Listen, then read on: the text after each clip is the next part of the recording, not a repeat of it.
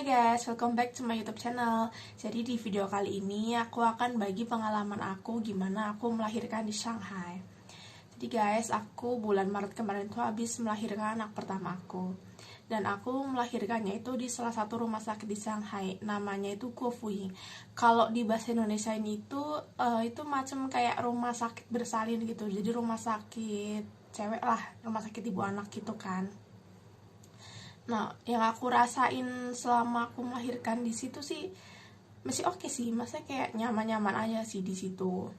Dan proses lahirannya itu sekitar 1 malaman deh kayaknya. Pokoknya aku itu kan ngerasain kontraksi itu, ngerasain yang bener-bener kontraksi gitu. Itu pagi-pagi, kalau nggak salah harinya itu hari Jumat, jadi Jumat pagi aku ngerasain kontraksi kan, kayak perut aku sakit gitu dan intens sekitar 15-20 menit sekali. Terus akhirnya aku bilang sama suami aku kan, nah terus aku sama suami aku akhirnya pergi ke rumah sakit. Terus kita urus di sana untuk rawat inap. Cuman karena waktu itu belum ada PCR, jadi aku belum tes PCR kan, karena aku gak tahu kalau aku bakalan lahiran waktu deket ini.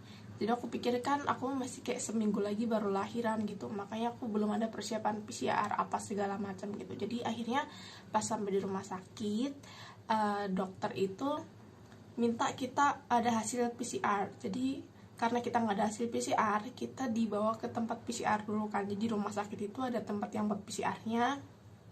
Terus akhirnya sambil nunggu PCR-nya itu keluar, aku dibawa ke kayak satu ruangan sendiri gitu. Dia kayak jadi dipisah sama yang lain gitu kan. Itu khusus emang orang yang belum ada PCR.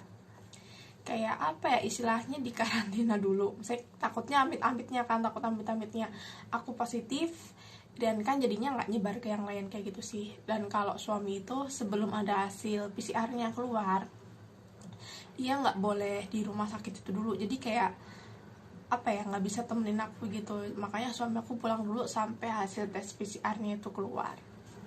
Nah terus sampai di rumah sakit itu aku kayak dicek darah, terus dicek urin, terus sama dicek detak jantung babynya juga kan, gimana kayak dipantau terus perkembangannya. Sama setiap jamnya tuh bakalan ditanyain sama susternya kayak gimana kontraksinya, kayak udah ada kemajuan, misalnya kayak lebih sakit lagi atau kayak lebih intens lagi atau gimana gitu kan. Terus sama dicek udah bukan berapa gitu. Terus akhirnya setelah hasil PCR aku keluar, aku dibawa ke tempat yang umum itu. Jadi apa namanya, kamar-kamar yang umum itu kan, kamar rumah sakit gitu. Dan aku itu ditaruh di yang satu kamar berenam.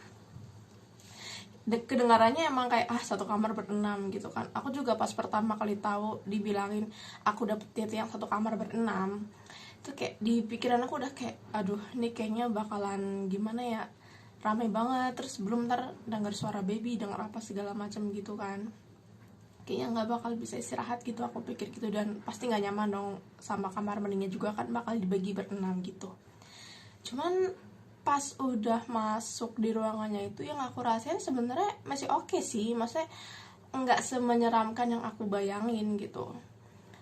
Yang aku bilang sih masih nyaman-nyaman aja sih, aku masih bisa bertahan di situ. Dan itu harganya sekitar kalau nggak salah per hari 100 ribuan lah, kalau dirupiahin itu sekitar 100-150 ribu satu harinya, per malamnya ya gitu. Nah terus itu sekitar jam 5 sore kalau nggak salah tuh, jadi jam 5 sore hasil tes PCR suami aku keluar. Nah akhirnya suami aku datang terus udah nemenin aku. Nah karena di sini ketat banget sama corona kan, jadi kayak bener-bener dijaga. Jadi pas kita maksudnya pas aku lahiran itu, pokoknya kalau suami udah datang ke rumah sakit itu, udah di ruangan itu udah nggak boleh keluar lagi guys. Jadi kalau kita pesen apa segala macam gitu, cuman bisa minta tolong sama orang di bawah, nanti dianterin ke atas, dan kitanya nggak boleh keluar. Makanya waktu itu suami aku akhirnya minta izin kerja online gitu. Jadi dia itu bisa kerja sambil nemenin aku, karena kan nggak bisa ke kantor kan, nggak bisa bolak balik gitu. Dan waktu itu emang peraturan rumah sakit itu satu orang cuman bisa ditemenin sama satu yang nemenin gitu. Jadi kita cuman bisa pilih, nggak bisa gonta-ganti gitu kan. Saya nggak bisa yang kayak hari ini suami aku datang terus besok mertua aku, itu nggak bisa. Jadi pokoknya kita udah pilih satu suami, oh yaudah suami.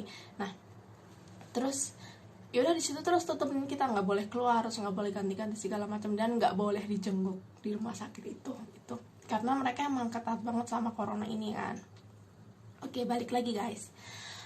Terus akhirnya sampai jam 5 itu yang aku rasain malah, kan tadi pas pagi-pagi itu kan rasa sakitnya rada intens gitu kan, dan kayak ngerasain sakit. Tapi pas udah menjelang sore itu malah aku ngerasain masih ada sih rasa kontraksinya, tapi nggak sesakit yang tadi pagi gitu, dan nggak sesering itu. Jadi kayak malah lebih enakan gitu. Terus aku juga jadi bingung sendiri, malah kayak loh ini udah enakan lagi gitu kan. Nah terus itu akhirnya aku sama suami bawa jalan-jalan di di lorong rumah sakit gitu, kita jalan-jalan gitu kan. Katanya kan kalau jalan-jalan lebih mempercepat proses pembukaan gitu. Akhirnya aku jalan-jalan di situ terus sampai kayak jam setengah 12 malam gitu. Kita akhirnya mau tidur kan. Terus pas aku mau tidur itu barulah tuh malah kayak berasa makin sakit tuh kontraksinya. Terus aku bilang sama suami aku kan, ini kayaknya makin sakit gitu. Terus akhirnya dipanggil lah itu suster, kita panggil suster, minta cek ini kok makin sakit gitu, apa udah bukaan berapa gitu aku pikirkan. Dan ternyata pas susternya datang itu ngecek kan aku pembukaan berapa gitu, ternyata baru pembukaan 1 guys. Jadi itu pas dibilang baru pembukaan 1, ya ampun, saya tuh udah karena itu bener-bener sakit sih. Terus akhirnya aku sampai nggak bisa tidur. Aku pikir udah aku buat tidur kan, tapi itu nggak bisa tidur, bener-bener nggak bisa tidur sampai aku tuh masuk ke ruang tunggu bersalin maksudnya ya. Itu kalau nggak salah sekitar jam 4:05 pagi lah aku masuk ke ruangan mau bersalin itu kan. Jadi aku ngerasain sakit nggak bisa tidur itu 4 jam guys. Itu bener-bener rasanya tuh kayak di neraka, ya ampun. Kayak apa ya, kayak tulang itu semuanya tuh udah mau retak gitu, udah kayak ada yang deket gitu. Tapi ya gitu. Terus akhirnya oh ya, ini pas di tengah-tengah itu, jadi aku suka minta panggil susternya itu kan, udah cek pembukaan berapa, tapi emang belum pembukaan ketiga. Jadi kita itu masuk ke ruangan bersalin itu kalau udah pembukaan ketiga. Sebelum pembukaan ketiga itu kita ya cuma bisa suruh tunggu di situ gitu, nggak bakal diapa-apain. Akhirnya sampai pas jam 5 pagian lah, 4 atau 5 pagi aku udah lupa gitu kan. Itu aku panggil suster dan ternyata udah bukan ketiga, dan akhirnya aku dibawa ke ruang tunggu bersalin. Nah terus di ruang tunggu bersalin itu yang aku pikir juga, aku denger cerita gitu kan, orangnya kayak katanya ada yang lagi jerit-jerit lah, ada yang apa, pokoknya bikin mental kita down gitu. Tapi untungnya guys, yang pas aku rasain di ruang tunggu bersalin itu, pas aku masuk itu cuman ada 1 orang yang lagi tunggu gitu. Dan itu pun dia kayak apa ya, kayak udah tiduran aja sih gitu, nggak yang lagi jerit-jerit atau lagi apa gitu kan. Terus aku masuk, malah dianya keluar, jadi aku sempat sendirian di situ. Terus baru ada masuk 1 orang lagi gitu. Tapi ya gitu, untungnya semuanya tuh nggak ada yang apa yang ada yang kayak jerit-jerit atau ngamuk atau segala macam yang bikin kita down gitu, nggak ada sih. Jadi pas aku masuk ke ruang tunggu bersalin itu, terus aku langsung minta ke dokternya, bilang Tawut Hong itu jadi kita itu bakal dibius guys, mungkin kayak sesar gitu kan ya, dia bakal dibius di di tulang belakang gitu. Jadi bagian dada ke bawah itu mati rasa gitu kan. Nah jadi kalau di China ini bisa minta lahiran normal, tapi kita minta Tawut Hong, jadi kita nggak terlalu ngerasain sakitnya kontraksi gitu.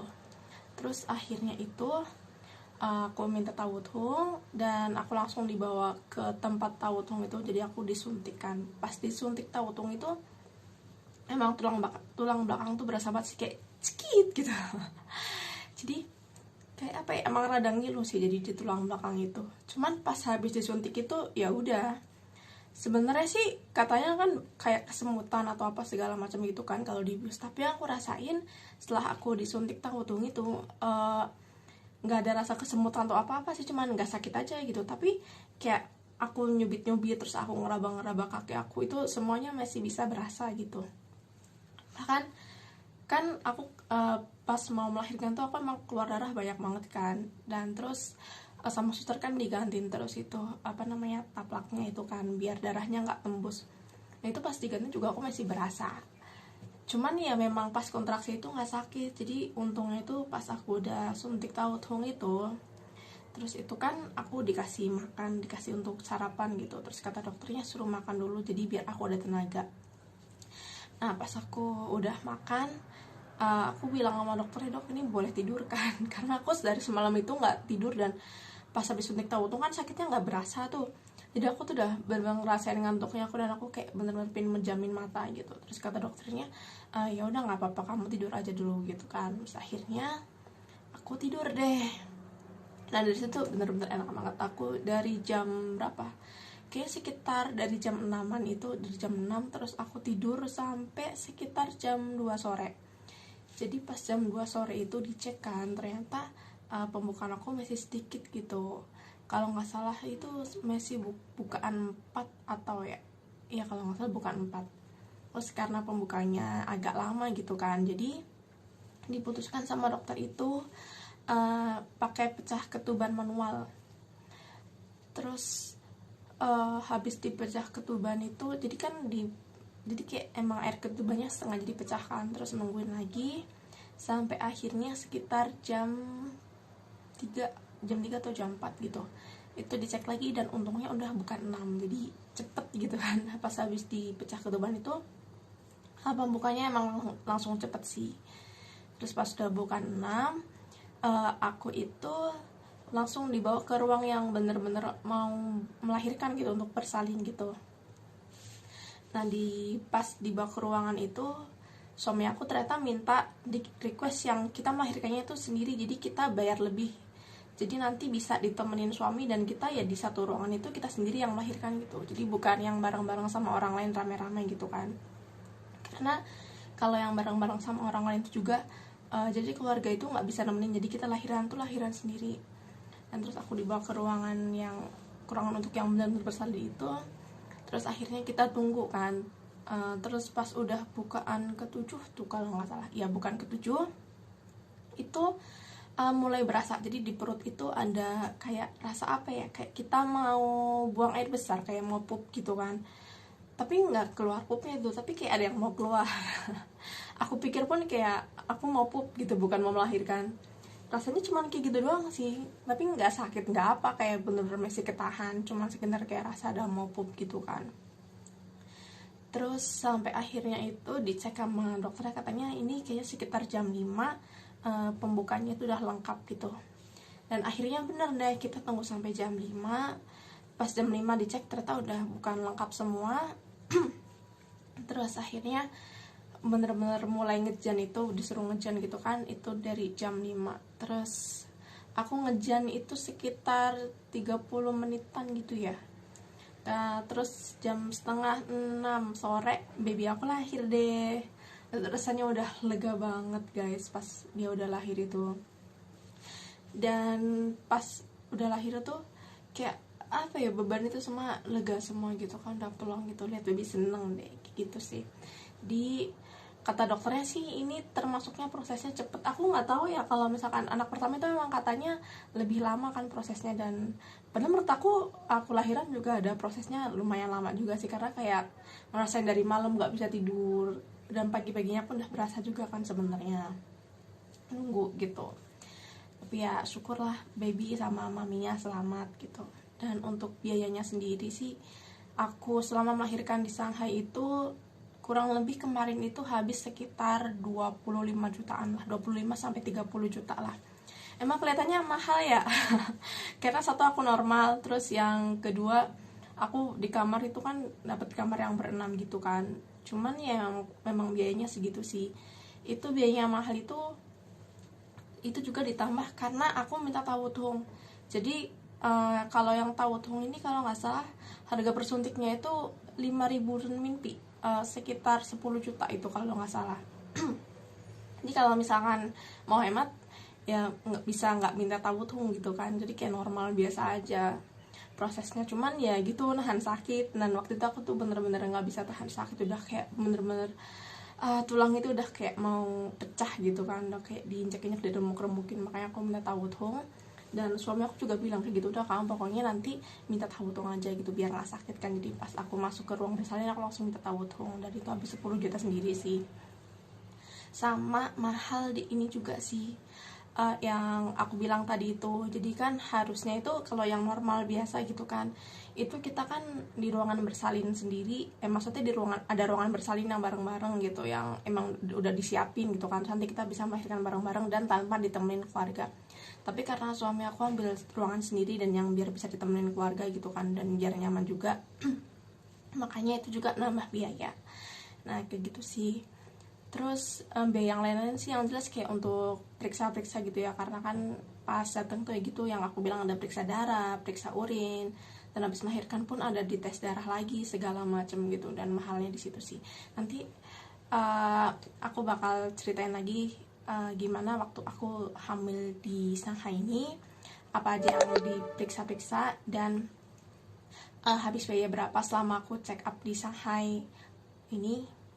Oke guys, video kali ini sampai segitu dulu ya. Sampai jumpa di video berikutnya. Bye bye guys.